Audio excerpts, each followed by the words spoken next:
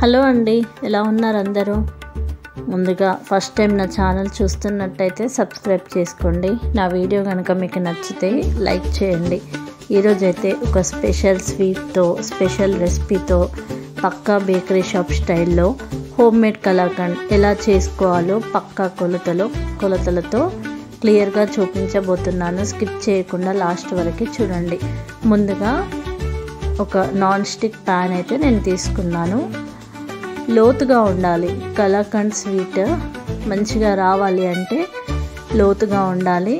And ఒకవేళ మీరు ఇలాంటి బాండీలో కర్రీ ముందు చేసుకొని కనుక ఉంటే ముందుగా హాట్ వాటర్లో ఒక 10 నుంచి 15 నిమిషాల వరకు స్టవ్ మీద ఆన్లోనే ఉంచి హాట్ వాటర్తో మరిగేంత వరకు ఉంచి క్లీన్ చేసేసుకోండి. అప్పుడు మనం పాలు అనేది వేసినప్పుడు విరగకుండా ఉంటాయి.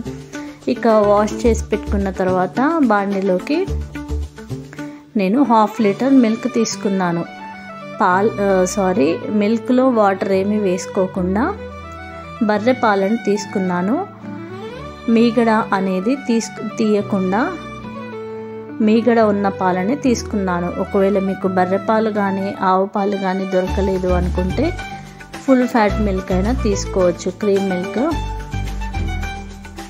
బాండీలోకి వేసుకొని ఫస్ట్ పాలు అనేది మరిగేంత వరకు హై ఫ్లేమ్లో ఉంచేసుకోండి. ఆ గ్యాప్లో మీరు కలాకండ్ని ఏ గిన్నెలోకి అయితే తీసుకోవాలి అనుకుంటున్నారో ఫస్టే ఆ గిన్నెలోకి నెయ్యి వేసుకొని స్ప్రెడ్ చేసుకొని పక్కన పెట్టేసుకోండి. ఇక ఈ యొక్క మిల్క్ విషయానికి వస్తే మరిగిన తర్వాత స్టవ్ అనేది లో ఫ్లేమ్లో పెట్టేసుకోండి. ఎప్పుడు కలుపుకుంటూనే ఉండాలి. కలపకుండా ఆపేయడం వల్ల అడుగంటుకుంటుంది, స్వీట్ అనేది బాగా రాదు. సో మెయిన్గా కలాకండ్ పక్కా బేకరీ షాప్ స్టైల్లో, స్వీట్ షాప్ స్టైల్లో రావాలి అని అంటే ఇలా మిల్క్ అనేది మీగడ అనేది క్లియర్గా కలుపుకుంటూనే ఉండాలి. ఇక ఈ స్వీట్ విషయానికి వస్తే టైం మాత్రం పక్కాగా 1.5 అవర్ వరకు పడుతుందండి. నేను 1/2 లీటర్ మిల్క్ తీసుకున్నాను. బర్రెపాలు మీగడ ఉన్న పాలను తీసుకున్నాను. వాటర్ ఏమీ లేకుండా పాలను అనేది కొద్దిగా చిక్కబడేంత వరకు కలుపుకుంటూ మరిగించుకోవాలి.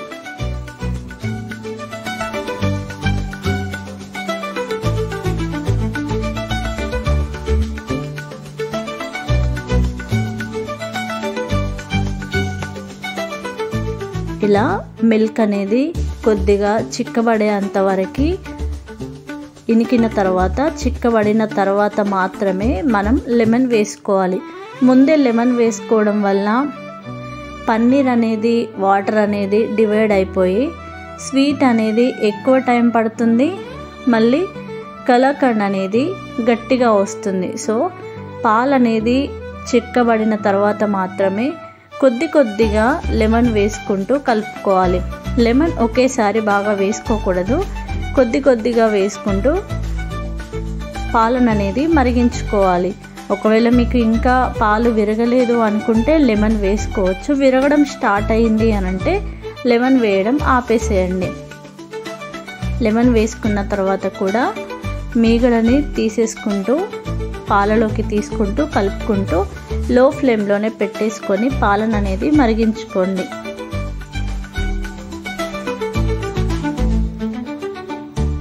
ఇక మన ఛానల్లో ఇంట్లోనే నెయ్యి ఎలా ప్రిపేర్ చేసుకోవాలి, మీగడ ఎలా తీయాలి, వెన్నె ఎలా తీయాలి అనేది క్లియర్గా లాంగ్ వీడియో పోస్ట్ చేశాను. లాంగ్ వీడియో లింక్ అనేది డిస్క్రిప్షన్లో మెన్షన్ చేస్తాను, చెక్ చేయండి. అండ్ ఇంట్లోనే ఈజీగా పన్నీర్ కూడా ఎలా ప్రిపేర్ చేసుకోవాలి అనేది కూడా పోస్ట్ చేశాను. లింక్స్ అన్ని డిస్క్రిప్షన్లో మెన్షన్ చేస్తాను, ఒకసారి చెక్అవుట్ చేయండి. అండ్ నా వీడియోస్ కనుక మీకు నచ్చితే లైక్ చేయండి. ఫస్ట్ టైం నా ఛానల్ చూస్తున్నట్టయితే సబ్స్క్రైబ్ చేసుకోండి. ఇలా పాలు అనేది విరిగిన తర్వాత లెమన్ ఏమీ అవసరం లేదు. ఒకవేళ మీకు పాలు ఇంకా విరగట్లేదు అనుకుంటే లెమన్ అనేది అవసరం పడుతుంది. స్టవ్ని లో ఫ్లేమ్లో మాత్రమే పెట్టేసుకోవాలి.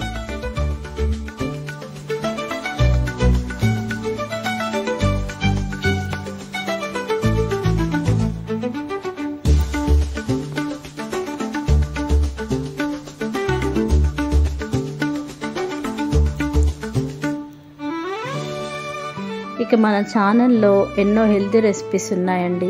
స్వీట్స్ ఉన్నాయి, పన్నీర్ ఎలా ప్రిపేర్ చేసుకోవాలి, నెయ్యి ఎలా ప్రిపేర్ చేసుకోవాలి అనేది క్లియర్గా పోస్ట్ చేశాను, ఒకసారి చెక్ చేయండి. మరిన్ని హెల్తీ వీడియోస్ కోసం నా ఛానల్ని సబ్స్క్రైబ్ చేసుకోండి. ఇలా లో ఫ్లేమ్లోనే కలుపుకుంటూ ఉండాలి.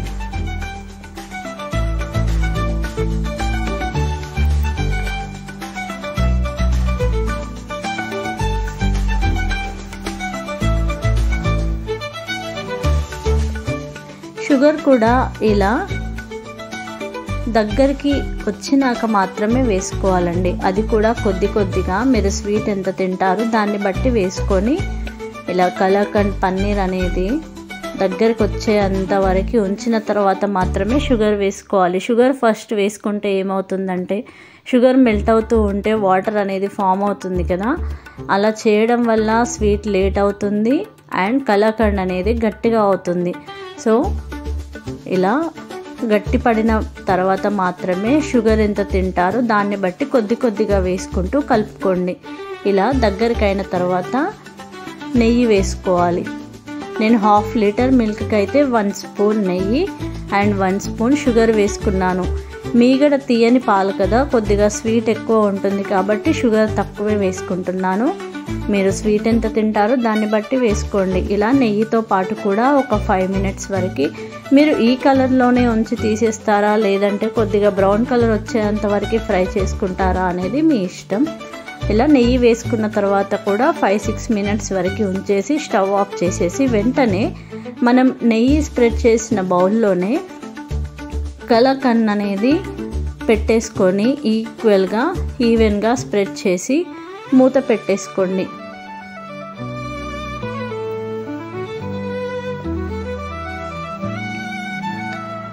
ఇలా పెట్టేసుకొని మూత పెట్టేసుకోండి. మూత పెట్టుకున్న తర్వాత ఈ బౌల్ చుట్టూ ఒక క్లాత్ని గాలి అనేది వెళ్ళకుండా మినిమం 4 నుంచి 5 గంటల టైం పడుతుందండి.